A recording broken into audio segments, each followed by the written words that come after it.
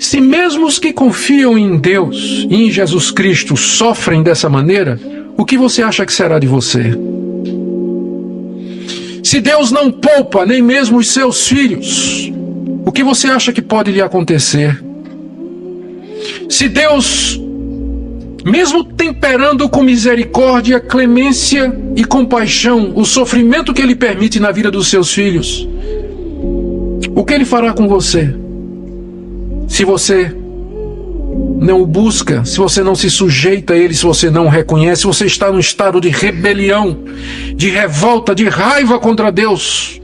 Hoje à noite eu quero falar sobre o tema do sofrimento, que é um tema que claramente distingue a igreja reformada de outras igrejas. Às vezes a gente pode pensar que o que nos faz diferentes de outras igrejas, principalmente, são as questões doutrinárias, sem dúvida. Não tenha dúvida disso, as questões doutrinárias nos separam de outras igrejas. Mas um dos pontos em que essa diferença é vista com mais clareza é quando chega na questão do sofrer, do sofrimento. A maneira como nós, reformados, tratamos a questão do sofrimento é diferente da maneira como outras igrejas e outras linhas abordam essa questão. Então, hoje à noite, a partir do Salmo 88, que é o salmo mais triste do Saltério, eu gostaria de expor essa perspectiva sobre sofrimento, que tem sido a perspectiva aceita, exposta e acatada pela Reforma Protestante e pelas igrejas reformadas em todo lugar. A minha intenção nessa noite não é somente destacar os aspectos doutrinários da questão do sofrimento, mas trazer real conforto, alívio, despertamento, encorajamento para você que está aqui nessa noite, vocês também que nos acompanham pela televisão, pela internet. Salmo 88, Salmo de Emã, Ezraíta. Ouçamos a leitura. Ó Senhor, Deus da minha salvação, dia e noite clamo diante de Ti. Chegue à Tua presença a minha oração, inclina os ouvidos ao meu clamor. Pois a minha alma está farta de males, e a minha vida já se abeira da morte. Sou contado com os que baixam a cova, sou como um homem sem força. Atirado entre os mortos, como os feridos de morte que jazem na sepultura, dos quais já não te lembras, são desamparados de tuas mãos. Puseste-me na mais profunda cova, nos lugares tenebrosos, nos abismos. Sobre mim pesa a tua ira, tu me abates com todas as tuas ondas. Apartaste de mim os meus conhecidos e me fizeste objeto de abominação para com eles. Estou preso e não vejo como sair, os meus olhos desfalecem de aflição. Dia após dia venho clamando a ti, Senhor, e te levanto as minhas mãos. Mostrarás tu prodígios aos mortos, ou os finados se levantarão para te louvar? Será referida a tua bondade na sepultura, a tua fidelidade nos abismos? Acaso nas trevas se manifestam as tuas maravilhas, e a tua justiça na terra do esquecimento? Mas eu, Senhor, clamo a ti por socorro, e antemanhã já se antecipa diante de ti a minha oração. Porque rejeitas, Senhor, a minha alma, e ocultas de mim o rosto? Ando aflito e prestes a expirar desde moço. Sob o peso dos teus terrores estou desorientado. Por sobre mim passaram as tuas iras, os teus terrores deram cabo de mim. Eles me rodeiam como água de contínuo, há um tempo me circundam. Para longe de mim afastaste, amigo e companheiro, os meus conhecidos são trevas. Este salmo é conhecido como o mais triste de todo o saltério, porque, embora haja outros salmos de lamentação, no livro dos Salmos, há vários outros salmos de lamentação, de queixa, de súplica a Deus, todos eles terminam com a palavra de esperança. Deus ouviu minha oração, Deus haverá de me atender. Esse termina com a palavra trevas. Então é um salmo de alguém que está sofrendo intensamente, profundamente, busca a Deus, mas não parece ter uma resposta, não parece ver um fim ao seu sofrimento. O sofrimento continua, se perpetua e ele continua nessa busca a Deus sem encontrar alívio. Então eu creio que aqui é um bom lugar para nós tratarmos dessa questão do sofrimento. Vamos começar lembrando quem escreveu este salmo e em que situação. De acordo com o cabeçalho do salmo, ele foi escrito por alguém chamado Emã, Ezraíta. Há 2 ou 3 pessoas com esse nome no Antigo Testamento. Se nós estivermos corretos, esse Emã é um que é mencionado no primeiro livro dos Reis, capítulo 4, 31, como entre as pessoas mais sábias no tempo do rei Davi e do rei Salomão. Havia muitos sábios naquela época, e em primeiro livro dos Reis, capítulo 4, 31, há uma relação daqueles que eram considerados pessoas de maior sabedoria, cultura, visão, e Emã está entre eles. Se ele compôs um salmo para ser cantado no templo, significa que ele era, no mínimo, um levita, portanto, ele servia a Deus no templo, era um cantor e um compositor, quem sabe até o líder do louvor no templo a Deus. Se essa nossa reconstrução do autor está correta, o que nós temos diante de nós aqui é o seguinte: esse homem, dedicado ao serviço a Deus, um homem consagrado a Deus, que vivia para o serviço de Deus no templo, uma pessoa extremamente capaz, sábia, preparada, renomada, reconhecida, admirada, entretanto, era uma pessoa que enfrentava um sofrimento terrível. E aqui, já de saída, temos um dos pontos da teologia do sofrimento, da perspectiva reformada, é que o fato de você ser crente, temente a Deus, bem-sucedido, cercado de benesses, não significa que você não vai sofrer nessa vida. Para nós, o sofrimento faz parte da realidade a qual está sujeita todo ser humano, sendo ele crente ou não, temente a Deus ou não.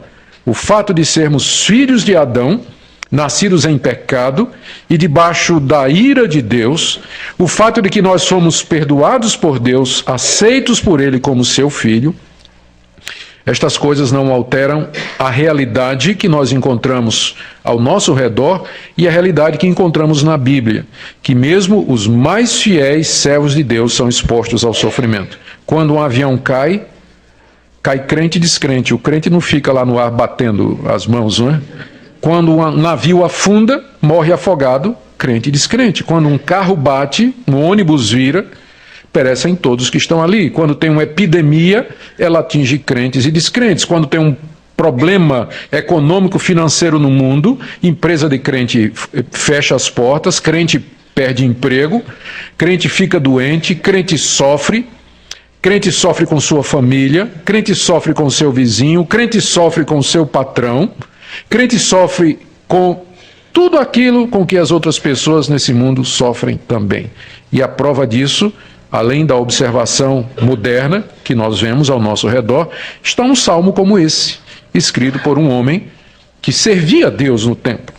Era um homem temente a Deus, considerado um homem sábio, reconhecido, renomado. Portanto, um homem piedoso, porque nós estamos falando aqui do reino de Israel. Era um homem piedoso. Todavia, ele escreve aquele que é o salmo mais triste de todo o saltério. Agora vamos perguntar, o que é que levou Emã a escrever isso? Do que é que ele sofria? Nós não sabemos ao certo as causas do sofrimento. E isso, num certo sentido, é até bom, porque nós podemos ler a nossa história aqui. Uma vez que o sofrimento não está definido, então significa que todo sofrimento pelo qual nós estamos passando, ele pode de alguma maneira se relacionar com isso aqui. Se o sofrimento fosse bem definido, específico, provavelmente só falaria algumas pessoas, mas como ele não explica o que é que o faz sofrer, então nós lemos a nossa história aqui na história de Emã. É como aquele famoso espinho na carne de Paulo. O Paulo diz que Deus colocou um espinho na carne dele para o humilhar e abater, mas ninguém sabe quem era o espinho na carne, o que era o espinho na carne. Por que é que esse espinho na carne é indefinido? Para que eu leia a história de Paulo e me identifique com aquele espinho, que pode ser tudo aquilo que me causa o mesmo efeito que causou em Paulo: quebrantamento, humilhação diante de Deus, submissão a Deus e uma dependência na graça de Deus. Algumas pessoas entendem que o que afligia Emã, era uma doença que o fazia sofrer desde a mocidade e que o excluía da presença dos seus amigos, porque ele fala que, de fato, vejam só, ele a partir do verso 3 e do verso 4, ele diz que se sente como alguém que está para morrer, alguém que vai ser abandonado como morto. Depois ele diz no verso 8 que Deus apartou dele todos os seus conhecidos. Também ele diz no verso 15 que ele está aflito desde que era moço. Só tem uma doença no Antigo Oriente que explicaria essa condição de Emã, que era a lepra. O leproso, ele era excluído, ele não tinha mais contato com seus amigos, ele vivia solitário, era um sofrimento constante e a morte rondava a sua porta a qualquer minuto. Daí essa sensação de que ele está prestes a morrer. O leproso podia entender que aquela doença era um castigo de Deus, por isso ele faz referência aqui o tempo todo à ira de Deus contra ele. E o desejo que ele tem de que Deus se reconcilie com ele. Mas há apenas um problema. Os leprosos não podiam frequentar o templo. Eles não podiam estar no templo, eles eram excluídos do templo. Logo, ou Emã era leproso ou ele era levita, mas ele não podia ser as duas coisas ao mesmo tempo. Então, como ele escreveu esse salmo para ser cantado, e isso era uma prerrogativa dos levitas, então nós acreditamos que ele era um levita que escreve descrevendo o seu sofrimento em termos de uma doença, o que é alguma coisa absolutamente comum. Salmo 32, por exemplo, quando Davi está dizendo que ele está angustiado porque não confessou a Deus os seus pecados, ele diz assim: os meus ossos secaram. Não é que os ossos de Davi, não é que Davi estava sofrendo de uma doença que fazia com que os seus ossos secassem, mas a dor que ele estava sentindo era como alguém que tem esse tipo de problema. Então a melhor maneira de ler esse salmo é entender que Emã descreve o seu estado usando essa linguagem de alguém que está doente, para que os seus leitores, para que nós hoje possamos olhar para aqui e entender, visualizar o sofrimento que ele está passando. Ele sofria tanto quanto alguém que está mortalmente ferido por uma doença que excluiu seus amigos e que dava a impressão que era resultado do castigo de Deus sobre ele. É isso que ele estava passando, é isso que ele estava sentindo, e ele não encontra aqui absolutamente alívio algum no todo o clamor que ele está fazendo aqui. O salmo é dividido em 5 partes, e deixe-me então falar de cada uma delas, e em seguida tirar 5 ou 6 lições para nós a respeito do sofrimento. A primeira parte do Salmo, versos 1 e 2, Emã faz uma súplica a Deus para que Deus o ouça. Ó Senhor, Deus da minha salvação, dia e noite clamo diante de Ti. Chegue à Tua presença a minha oração, inclina os ouvidos ao meu clamor. Esses 2 versículos então iniciam um salmo e nos mostram que é uma súplica a Deus. Ele reconhece que Deus é o Deus da sua salvação e ele então busca esse Deus, nas palavras dele, dia e noite. Noite e dia. E o que nos impressiona com esse homem é que quanto mais ele sofre, mais ele ora. Ele não deixou o sofrimento afastá-lo de Deus, como acontece com muita gente. Muita gente, quando o sofrimento vem, perde um filho, perde um marido, casamento acaba, perdeu o emprego, a situação fica difícil. Não são poucos os que, ressentidos com Deus, amargurados com Deus, revoltados com Deus, achando que Deus os tratou injustamente, viram as costas para Deus. Viram as costas para Deus e permanecem nesse estado de amargura durante anos, revoltados com Deus, por causa de alguma tragédia pessoal que lhes aconteceu. Mas esse homem, em que pese o sofrimento tremendo que ele está passando, ele se apega a Deus. Dia e noite ele está orando, está buscando a Deus. A segunda parte do Salmo está aí nos versos 3 a 5, em que ele descreve o seu estado de sofrimento. Nós já lemos: pois a minha alma está farta de males e a minha vida já se abeira da morte. Então, a ideia, a figura que ele usa aqui, a alma dele está farta de males. É de alguém que comeu e ficou já estufa. Sabe como a gente, né? Come, depois não aguenta mais nada. A gente está farto, não aguenta mais nada. Ele está dizendo que a alma dele também está farta, mas de males, de sofrimento, de dor, de angústia. Não cabe mais na alma dele tanto sofrimento. Por isso é que ele sente que a vida dele já está perto da morte. Ele sente que ele está perto de morrer, pelo menos é essa sensação de que ele não vai aguentar mais, que chegou no limite e o próximo passo de fato é a morte. E aí no verso 4 e 5, ele se compara a um soldado ferido no campo de batalha. Presta atenção aí nesse versículo: eu sou contado com os que baixam a cova, como um homem sem força atirado entre os mortos, como os feridos de morte que jazem na sepultura. Ele se refere aqui ao costume daquela época, de que quando um soldado era ferido, não morto, mas ele era ferido em batalha, como não tinha socorro médico, só restava uma coisa para os seus companheiros, era abandoná-lo juntamente com aqueles que estavam mortos, porque era só uma questão de tempo, ele iria morrer. Não tinha socorro, não tinha como chegar no lugar onde ele poderia ser acudido, não tinha médico ali no campo de batalha, então ele está se sentindo como alguém que está ferido mortalmente e já está dado como morto, embora não esteja. Mas ele sente que é isso que ele é. Ele está contado entre os mortos, como aquele soldado que foi apanhado pelos companheiros e jogado assim num montão de cadáver, ele dizendo, estou vivo, mas está vivo, mas é só uma questão de tempo, você vai morrer, então já fica aí mesmo na sepultura, porque é só uma questão de tempo. É assim que ele está se sentindo no seu sofrimento, abandonado pelos amigos, abandonado por todos, contado entre os mortos, e nessa angústia tremenda que ele passa. A terceira parte do Salmo é uma parte deveras distinta no que diz respeito à nossa compreensão do sofrimento, porque ele atribui a Deus essa situação. Enquanto que nos dias de hoje, muitas teologias procuram livrar Deus da culpa, da acusação de que ele é um Deus mau, porque permite ou causa o sofrimento, Emã aqui não tem a menor dúvida de que aquilo que está acontecendo com ele é de Deus. Veja o que ele diz no verso 6, puseste-me na mais profunda cova. Quem que pôs ele na cova? Deus.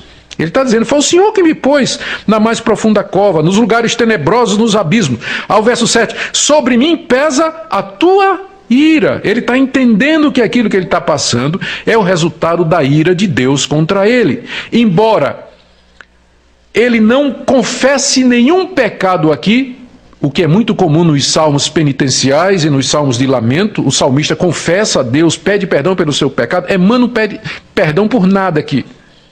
Então é como se ele sentisse que Deus estivesse irado contra ele e ele não sabe a causa. Ele não tem pelo que pedir perdão, porque ele não sabe por quê.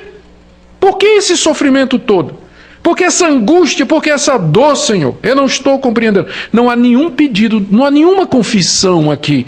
Mas ele entende que aquilo ali que ele está passando vem da mão de Deus. Verso 7, sobre mim pesa a tua ira, tu me abates com as tuas ondas. Ele sabe que é Deus. Apartaste de mim os meus conhecidos, me fizeste objeto de abominação para com eles, estou preso e não vejo como sair. Assim ele descreve, ele atribui a Deus o estado em que ele se encontra. É claro, essa é a atitude que você esperaria de um israelita. O israelita, ele era treinado a entender que o Deus de Israel era o soberano criador de todas as coisas. O israelita não acreditava em sorte, não acreditava em destino, não acreditava em azar, não acreditava que os seres humanos constroem a sua própria história através de suas decisões e que o Deus deles ficava simplesmente lá no céu dizendo que sim, é isso mesmo, o que vocês resolverem para mim tá bom, tá? Vocês é que vão escolher a vida de vocês, eu não me meto, eu não quero transgredir a responsabilidade humana, a liberdade humana, eu respeito as decisões de vocês. Esse não era o Deus que Israel estava acostumado a adorar. O Deus de Israel, que se revela no Antigo Testamento, era o soberano Senhor de todas as coisas, Criador dos céus e da terra, que soberanamente havia elegido a nação de Israel de entre todas as nações. Era o Deus que havia traçado o curso das estrelas, dos planetas, o curso da história. Era o Deus que por isso ele podia mandar profetas para dizer o que ia acontecer, porque ele havia determinado o que é que havia de acontecer. Então é claro que numa situação dessa, Emã atribui a Deus o seu estado. Senhor, isso aqui não aconteceu sem tua permissão. Aliás, eu sei que é o Senhor que está fazendo isso comigo. E é aqui que nós, reformados, eu estou chamando Emã de reformado, né? O que é um anacronismo, né? A reforma foi milhares de anos depois dele. Mas nós, reformados, pensamos como Emã. Não há casos para nós. Nós sabemos que Deus controla a história, Ele está no controle de todas as coisas, mesmo daquelas coisas que nos tocam. E é por isso que Emã aqui não vacila na oração em dizer: isso tudo é o Senhor que está fazendo comigo. Sei que o Senhor está fazendo comigo. Mas note que mesmo quando ele atribui a Deus tudo isso, você não percebe o menor ranço de amargura nas palavras dele. Ele não está revoltado com Deus. Ele não está aborrecido com Deus, irritado com Deus, de forma nenhuma. Tanto é que, na quarta parte do Salmo, ele argumenta com Deus nos seguintes termos: Deus, se eu morrer, o que é que o Senhor ganha com isso? O Senhor não vai ganhar nada se eu morrer. Presta atenção, Deus. Vamos argumentar aqui. Então, se por um lado ele acredita que a sua situação é causada pela ação de Deus, por outro ele acha que argumentando com Deus ele pode reverter a situação. Aqui você vê um equilíbrio perfeito entre a soberania de Deus e a responsabilidade do homem. Ele sabia que tudo vinha de Deus, mas mesmo assim isso não o impediu de orar e argumentar com Deus, que é a nossa posição. Nós cremos na soberania absoluta de Deus, mas em nenhum momento essa crença nos impede de fazer o que temos que fazer: orar, argumentar com Deus, evangelizar, contribuir, fazer o que nós temos que fazer. A soberania de Deus, em momento algum, é contrária ao cumprimento da nossa obrigação e da nossa responsabilidade. É o que você vê aqui Emã fazendo. Ele sabe que isso tudo foi Deus. Mas ele diz: Deus, agora vamos conversar. Ouve a minha argumentação. E aqui ele argumenta com Deus, de 9 a 12, dizendo o seguinte: os meus olhos desfalecem de aflição, dia após dia venho clamando a ti, Senhor. Ele repete a Deus: Deus, eu estou orando, eu não estou parando de orar. Estou sofrendo, mas eu não paro de orar. Aí ele começa, verso 10. Tu mostrarás prodígios aos mortos? Um cadáver pode ver os teus prodígios? Não. Os finados se levantarão para te louvar? Quem está lá no cemitério, o cemitério vai abrir as sepulturas, as covas, as lápides, e os mortos vão sair fazer um coral para cantar a Deus, como nós vimos aqui hoje à noite? Não, os mortos não sairão das sepulturas para te louvar fazendo um coral. Será referida a tua bondade na sepultura? Lá no cemitério, aqueles cadáveres se sentam para ouvir uma pregação onde a tua bondade será exposta? Não, também não. Acaso nas trevas se manifestam as tuas maravilhas? Nas trevas da morte, as tuas maravilhas se manifestam? Não. E a tua justiça se manifesta na terra do esquecimento? Porque o cemitério é a terra do esquecimento, não é? A gente lembra os mortos por um tempo, leva flores, passa um ano, 2, 10, e aí finalmente eles são esquecidos. Cemitério é a terra do esquecimento. Pode-se proclamar a justiça de Deus na terra do esquecimento? O que ele está dizendo a Deus é o seguinte: se eu morrer, o Senhor vai perder um adorador aqui nesse mundo. É claro que depois da morte eu te adorarei no céu. Mas eu estou dizendo que se eu morrer, tu não terás aqui um levita que canta os teus louvores, porque ele é levita, lembra disso, não é? O Senhor vai perder um levita que canta louvores, que escreve salmos, que proclama a tua justiça, que conta os teus prodígios, em quem o Senhor mostra maravilhas. O Senhor não ganha com a minha morte. Esse é o tipo de argumento que eu acho que agrada a Deus, não é? Embora aqui no Salmo a gente não tenha visto o resultado, né? Mas eu acho que é o tipo de argumento que agrada a Deus, porque Deus faz tudo para a sua própria glória. E quando ele percebe que há em nós um desejo genuíno, parece que esse homem não está interessado em sobreviver apenas para sobreviver. Ele está preocupado com a glória de Deus. Ele está preocupado em que Deus receba o louvor, que os prodígios e as maravilhas de Deus sejam contados e cantados. Por isso que ele está argumentando com Deus. E esse é o tipo da oração que prevalece com Deus, quando ela é motivada pelas razões corretas. Mesmo no meio do sofrimento, esse homem ainda tem como prioridade Deus. Quando nós sofremos, nós nos tornamos a prioridade, não é? A gente quer colo, a gente quer conforto, a gente quer que o mundo gire em torno da gente, a gente quer que todos compreendam nossa dor e o nosso sofrimento. A gente só pensa em receber quando está sofrendo. Esse homem está preocupado em dar. E dar a Deus glória, louvor, honra, tributo. É uma atitude completamente diferente daquela que nós estamos acostumados a ouvir aí, de determinadas teologias que tratam do sofrimento, não é? que fazem com que o crente sofrendo quase que vire um sacramento. Quando, na verdade, esse crente sofredor aqui, na verdade, ele está se apegando a Deus e que é a glória de Deus acima de tudo. A última parte do Salmo, ele insiste em orar, apesar de não ter resposta. Pela terceira vez, ele diz, né? Já a terceira, primeira ele começa o verso 1 dizendo, Senhor, estou clamando. Depois aqui no verso 9, Senhor, estou clamando. E agora aqui no verso 13, Senhor, desde manhã eu estou clamando. Ele diz a Deus que ele não parou de orar. Ele insiste em orar, apesar de não ter resposta. Ele diz no verso 13, eu, Senhor, clamo a ti por socorro. E antemanhã, ou seja, de madrugada, já se antecipa diante de ti a minha oração. Mal o dia raiava, lá estava Emã clamando a Deus, suplicando a Deus, Deus tenha misericórdia, o que é que o Senhor vai ganhar com a minha morte? Senhor, com o meu sofrimento, Senhor, o que há de lucro para ti nisso? Pensa na tua glória, pensa no teu nome, Senhor. Então, ele está argumentando com Deus. E ele volta a repetir os argumentos no verso 14. Do verso 14 em diante é uma repetição de tudo o que ele disse antes. Ele pergunta a Deus, por que rejeitas, Senhor, a minha alma e ocultas de mim o rosto? Ele não sabe a razão específica do seu sofrimento.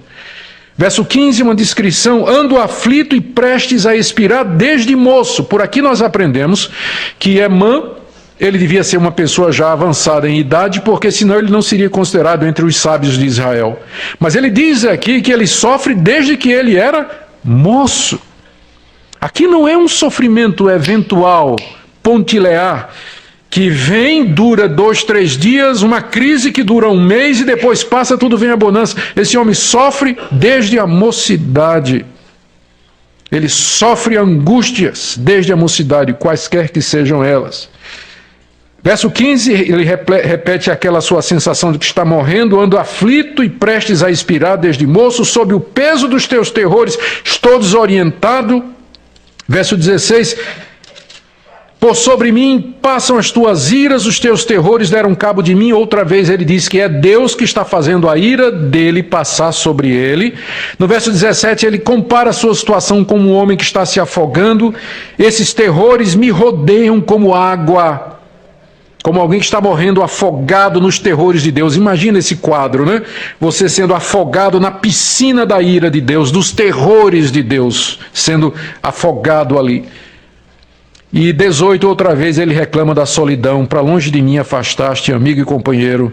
Os meus conhecidos, na verdade, são trevas. Essa é a companhia que ele tem. Trevas, escuridão, falta de perspectiva, não há esperança. Então, por isso que esse salmo merecidamente ganha o título do salmo mais triste de toda a Bíblia, não é? Mais triste de toda a Bíblia. O que é que ele nos ensina?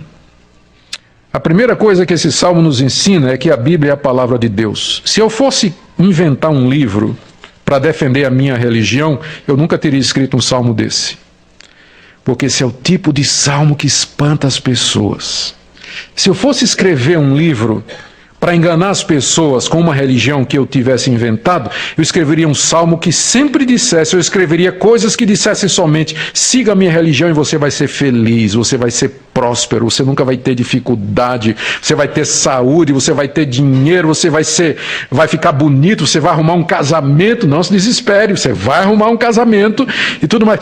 Se eu fosse escrever um livro para levar as pessoas a crer na minha religião, eu faria isso. Mas sabe qual é uma das provas que a Bíblia é a palavra de Deus? É porque ela não pode ter sido escrita com o propósito de enganar o ser humano, porque ela retrata aqui o que há de pior na experiência humana. Ela fala do sofrimento, fala da angústia, fala da dor, e às vezes ela diz, é isso mesmo. Nem sempre você vai ter alívio, nem sempre você vai ter pausa, descanso, nem sempre vão aparecer oásis no seu deserto. Essa vida é o vale da sombra da morte. Deus nunca prometeu uma viagem tranquila. Ele prometeu uma chegada segura, mas não uma viagem tranquila. Então esse salmo, de fato, nos mostra, em primeiro lugar, que esse livro, ele não foi escrito por alguém que queria enganar os outros a respeito da sua religião, mas alguém que retrata a realidade Segunda coisa que nós aprendemos aqui é que mesmo os homens mais santos, piedosos e fiéis, eles passam por momento de profunda melancolia espiritual. O caso de Emã não é único. Nós vemos o caso do profeta Elias, que queria morrer. Acabamos de ler o caso de Jonas, que pediu a morte 2 vezes. Moisés, no Salmo 90, aquele salmo atribuído a Moisés, mostra o desespero, o desencanto da vida, dizendo que só vale a pena viver até os 80, o que passar disso é canseiro e enfado. Davi, nos salmos de lamento, Jó, Paulo, que diz nas suas cartas que ele era afligido constantemente por perseguições externas e cuidados internos da sua alma pela igreja. Alguns até pensam que este era o espinho na sua carne, aquele estado constante de aflição em que ele vivia.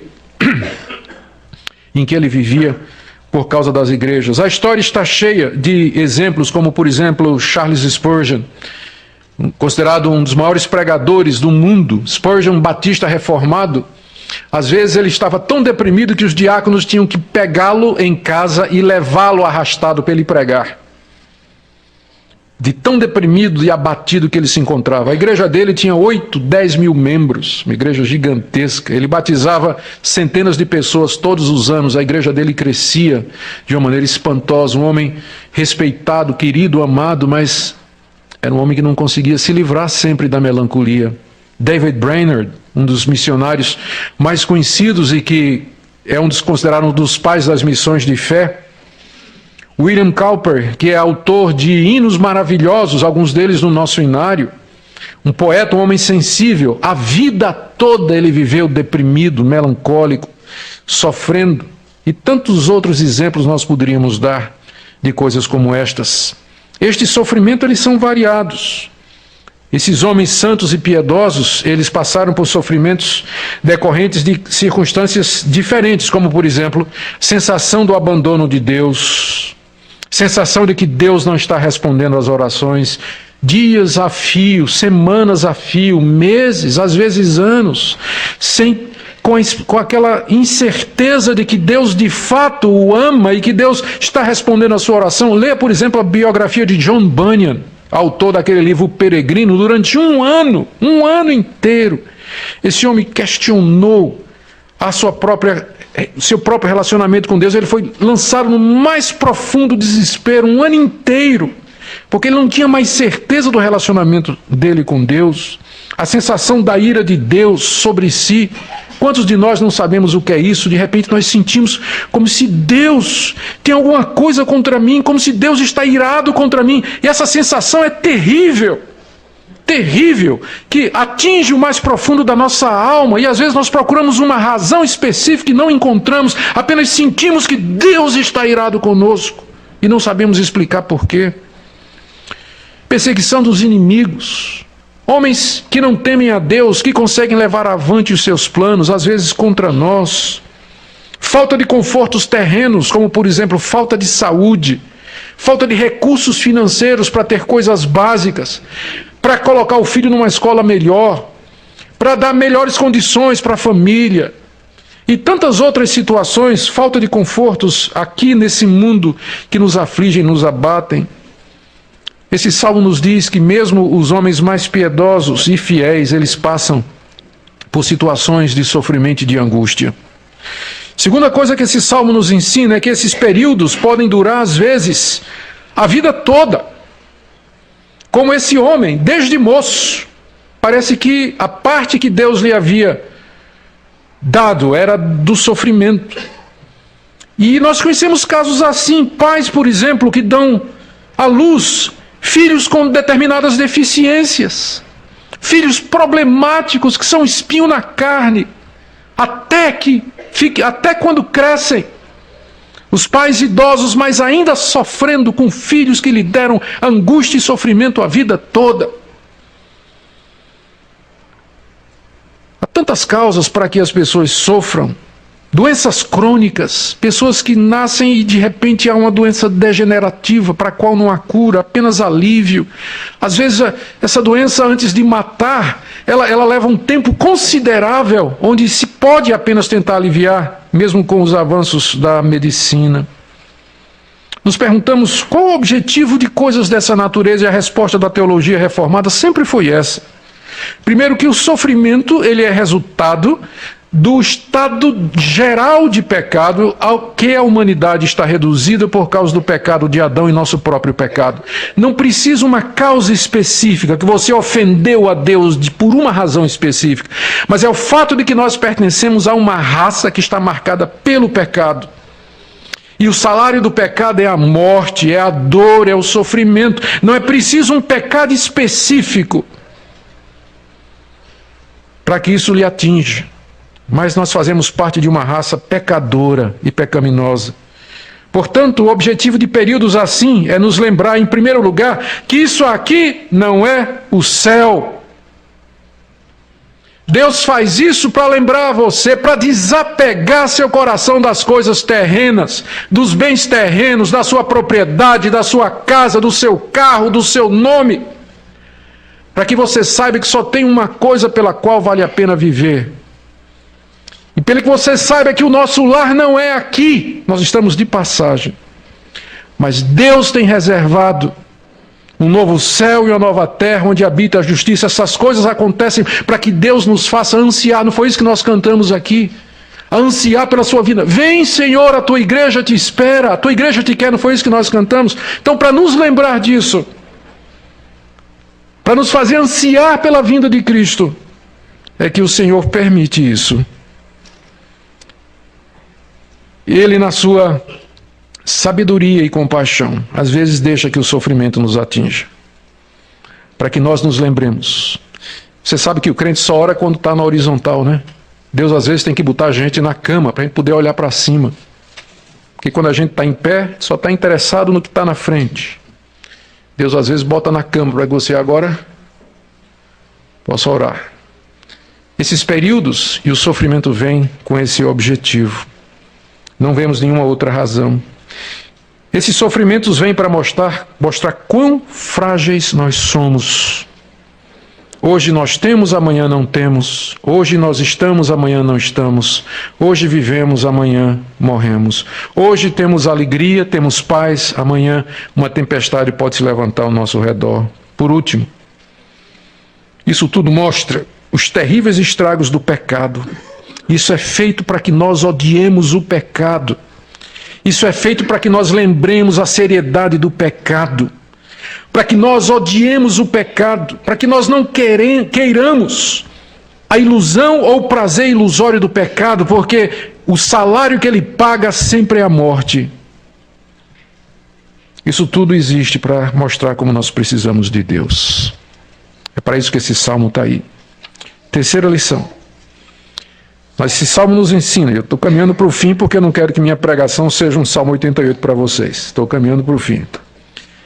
Terceira lição desse salmo. Nada angustia mais o Filho de Deus do que se sentir abandonado por ele. Emã tinha nome, fama, popularidade, reconhecimento, provavelmente era um homem de posses. Ele tinha tudo o que naquela época alguém poderia querer. Privava da companhia do rei, atendia no palácio, era líder no templo, mas nada disso satisfazia sua alma. Emã está angustiado, porque ele sente falta de Deus, ele quer o conforto de Deus, ele quer sentir a aprovação de Deus, ele reclama da sensação da ira de Deus. Ele luta com Deus, argumenta com Deus o tempo todo. Para o crente verdadeiro, pode faltar tudo, menos Deus. Menos Deus. Pode faltar tudo. Ele aprende o contentamento. Como Paulo disse, sei viver contente em toda e qualquer situação. Só não pode faltar Deus. Comunhão com Ele. A consciência de estarmos em paz com Ele. É isso que aflige o crente acima de tudo. Quarta lição. Não devemos parar de orar jamais, mesmo que Deus pareça demorado em atender. Vocês estão vendo o que é que Emã está fazendo aqui, não é? Ele suplica o favor de Deus, ele lamenta diante de Deus, ele diz a Deus o que é que ele está sentindo, ele argumenta com Deus. Dia e noite, verso 1, cada dia, verso 9, de manhã cedo, verso 13. Emã não parou de orar. Ao contrário, como eu já disse de muitos, que basta que a mão do sofrimento toque a sua vida, a primeira coisa que ele faz é parar de orar e ficar com raiva de Deus, como se ele tivesse algum direito que Deus tivesse retirado. Como se nós tivéssemos direito a alguma coisa. Então, a gente para de orar. Não é o caso desse homem. Por último, quão tremendos e terríveis foram os sofrimentos de Cristo por nós. Queridos, esse salmo se aplica a Cristo, muito embora Emã aqui descreva sua própria situação, mas nós sabemos, e essa é uma característica da teologia reformada, que Cristo é o tema do Antigo Testamento. E os salmos falam de Cristo. E esse salmo, embora ele esteja descrevendo o sofrimento de Emã, todavia ele descreve o sofrimento de quem sofreu mais do que Emã. Cristo sofreu sua vida toda, desde a encarnação, assumiu a forma de homem, num lugar pobre. Desde cedo, entendendo a sua missão, ele já começa a assumir o lugar do pecador. A Bíblia o descreve como homem de dores. Ali no Getsemane, ele sua gotas de sangue, e ele clama a Deus: meu Pai, se é possível, passa de mim esse cálice, mas não seja feita a minha vontade, mas sim a tua. E lá na cruz ele grita: Deus meu, por que me desamparaste? Assim como Emã dizendo: Deus, tu afastaste de mim todos os meus amigos. Na cruz, Cristo se sente afastado, não só dos seus amigos que o abandonaram, mas do próprio Deus. Por quê? Porque ele estava sofrendo no seu lugar e no meu. Porque ele experimentou como ninguém o que é a ira de Deus na sua alma, o que significa ser abandonado por Deus. Ele mais do que ninguém experimentou as consequências do pecado na sua alma imaculada e pura, por você e por mim, para que você e eu, uma vez passados esse vale de lágrimas, possamos entrar no gozo eterno e final de Deus, porque ele sorveu até a última gota o cálice da ira de Deus. E é por isso que, agora, terminando, quando você estiver sofrendo, primeira coisa, medite nos sofrimentos de Jesus. Compare o seu sofrimento com o sofrimento do seu Salvador. E medite naquele que experimentou de maneira máxima, final e definitiva o abandono e a ira de Deus. Para que você encontre conforto nisso, para que você o ame, para que você se apegue a Ele no meio da dor e do sofrimento e valorize aquele descanso que Ele prometeu quando ressuscitou dos mortos triunfante, para garantir que um dia nós ressuscitaremos e viveremos para sempre no novo céu e nova terra, onde habita a justiça e onde não há mais lágrimas. Não cesse de orar, você que está passando por isso.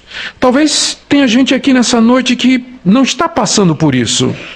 Sim, porque Deus, na sua misericórdia, Ele concede às vezes um período de paz, de tranquilidade, de prosperidade a alguns. Eu tenho uma palavra para você. Tenha compaixão dos que estão sofrendo, antes de você julgar aquela pessoa, porque ela está sofrendo e você não está. Antes de você pensar que você é melhor do que ela, e que você está numa relação superior com Deus do que ela, porque você não está sofrendo e ela está. Antes de você procurar a causa pecaminosa do sofrimento da outra pessoa, medite no Salmo 88, de que há homens de Deus, justos, fiéis e tementes a Deus, que sofrem sem causa aparente. Antes de você dizer que a outra pessoa está sofrendo porque ofendeu a Deus, ou porque ela cometeu algum tipo de pecado. Pessoas assim, elas precisam de compaixão. A palavra misericórdia foi o que a gente ouviu esse culto todo. Elas precisam que você estenda seu braço, que você chore com ela. Às vezes não precisa dar lição para ela. Ela só precisa, às vezes, que você fique ao lado dela. Chore com ela, passe a mão por cima, fique ali presente, não diga nada. Só fique ali perto dos que sofrem, dos que choram, porque às vezes não adianta palavras. Não adianta palavra, não tem palavra que resolva. Só Deus. E você não é Deus. Você pode ficar ao lado da pessoa. Lembra disso quando encontrar alguém que está sofrendo. Por último, Talvez haja alguém aqui nessa noite que ainda não é crente em Jesus Cristo. Deixe-me fazer uma pergunta. Se mesmo os que confiam em Deus e em Jesus Cristo sofrem dessa maneira, o que você acha que será de você? Se Deus não poupa nem mesmo os seus filhos, o que você acha que pode lhe acontecer? Se Deus, mesmo temperando com misericórdia, clemência e compaixão o sofrimento que Ele permite na vida dos seus filhos, o que Ele fará com você? Se você não o busca, se você não se sujeita a Ele, se você não o reconhece, se você está num estado de rebelião, de revolta, de raiva contra Deus, a quem você vai recorrer quando chegar o vazio, quando a solidão chegar, a dor chegar, o desespero chegar? As drogas, ao suicídio, sexo, trabalho, bebedeira? A quem você vai recorrer quando a miséria bater na sua porta? Nessa noite, lembre que o Deus de Emã é o Deus que mandou o seu próprio filho sofrer muito mais, infinitamente mais do que Emã, para que você pudesse ter perdão para os seus pecados, se reconciliar com esse Deus. E aqui nesse mundo, no meio do sofrimento, ter alguém a quem se apegar, a quem contar as suas dores e as suas mágoas, alguém que pode lhe perdoar e pode lhe aliviar e lhe dar descanso e paz aqui e eternamente.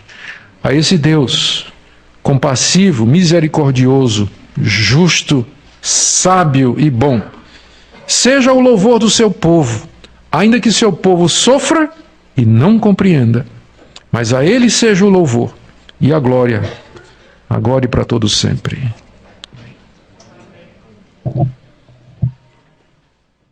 Baixe nossos conteúdos gratuitamente. Acesse o canal pelo link na descrição.